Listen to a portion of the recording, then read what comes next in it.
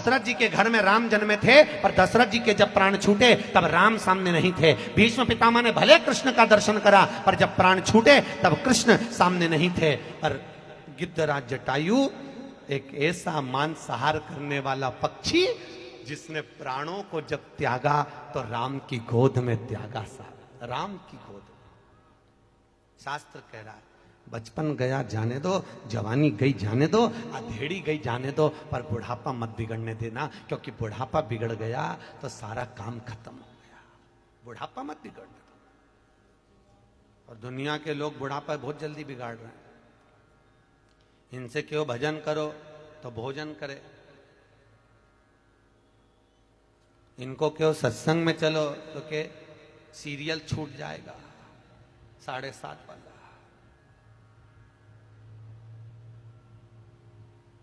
बहुत कठिन,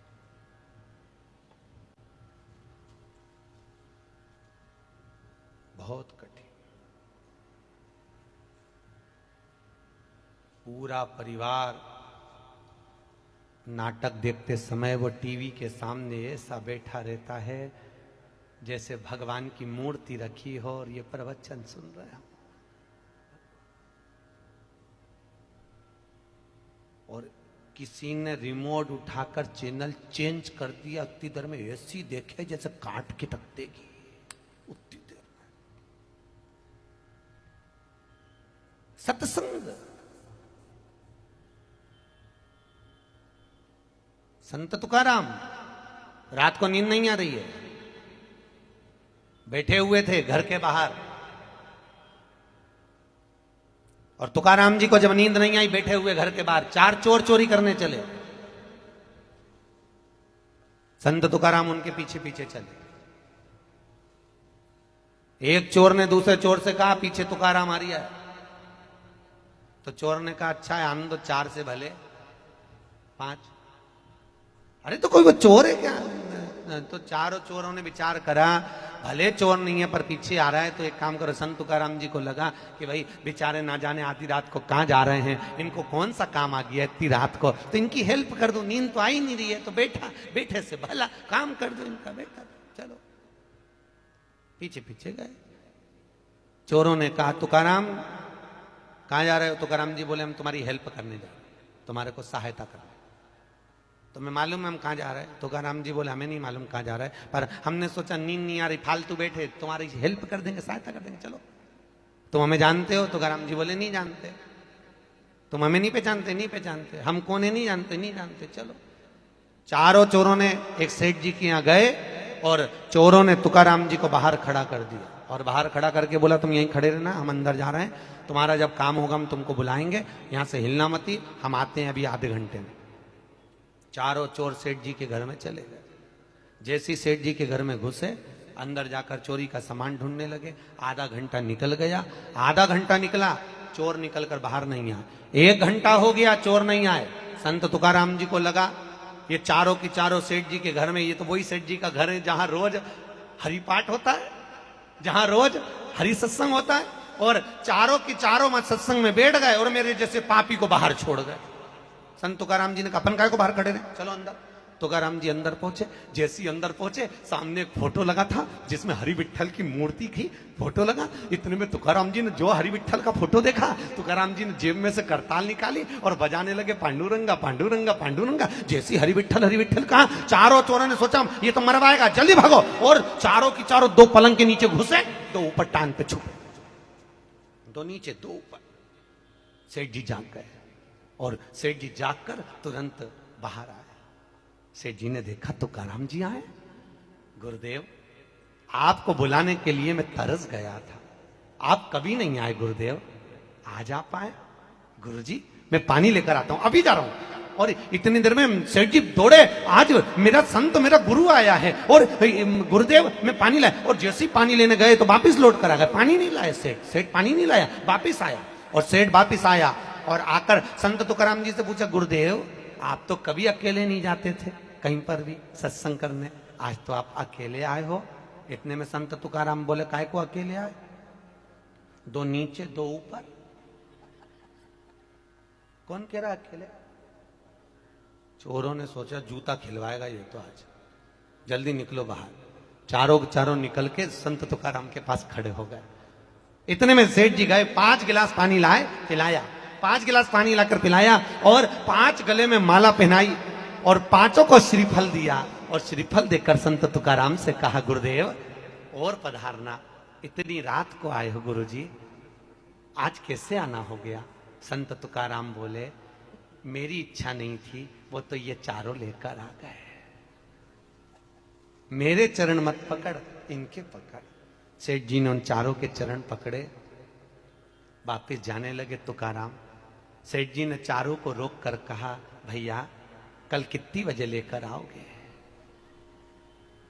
कल का टाइम। तुकाराम जी बाहर, चोर बाहर निकले, चारों चोर बाहर निकलकर संत तुकाराम के चरण पकड़ लिए। तुकाराम जी जब जब पकड़ाते थे चोरी करते हुए, जूता खाकर आते थे, मुंह काला करवा कर आते थे। आज जिंदगी में पहली बार चोरी करने गए और पकड़ाए तो गले में फूलों की माला पहनकर आ रहे हैं। तुकाराम जी कहते हैं, संतों के साथ चलोगे तो गले में माला ही माला मिलने वाली है, जूते नहीं मिलने वाले, ये पक्का है, माला ही मिले, कुछ दूसरा नहीं। चोर चोरी करना छोड़, शिव पुराण कर रही है, कर्म के भोगों को भोगने के लिए मानव का तत्व शरीर मिला हुआ है। शरीर। दक्ष प्रजापति के दरवाजे पर भगवान शंकर के धर्म पत्नी माता सती को यज्ञ की अग्नि में कूदकर प्राणों को त्यागती हैं। भगवान शंकर ने अपने कंधे पर सती मां के शव को लिया है, सती मां के शव, और माता सती के शव को कंधे पर धारण कर कर भगवान ने जो तांडव मचाया। भगवान का क्रोध इतना प्रबल था, इतना प्रबल क्रोध, इतना प्रबल क्रोध, इतना प्रबल, भगवान नारायण के पास शब्द पहुंचा कि भगवान शंकर को क्रोध आ रहा है। भगवान नारायण ने उसी समय पर सुदर्शन चक्र को उठाया, चक्र को उठाकर माता सती के शरीर के टुकड़े टुकड़े कर दिए, टुकड़े। मां के शरीर के 51 टुकड़े कर, जो करे वो जिस स्थान पर गिरे वहां शक्ति पीठ का निर्माण हो गया। भगवान शक्ति पीठ, कहीं मां का हाथ गिरा है, कहीं घुटने गिरे हैं, कहीं पीठ गिरी है, कहीं नयन गिरे हैं, कहीं जिह्वा गिरी है, कहीं कर्ण गिरे हैं, कहीं एड़ी गिरी है। शक्ति पीठ का शिवजी बैठ गए तप में लीन। जो हिमालय राज के यहां पर कन्या जन्मी है, ये वही सती मां है, वही सती हिमालय राज के यहां प्रकट हो गई, पार्वती के नाम से विख्यात हो गई।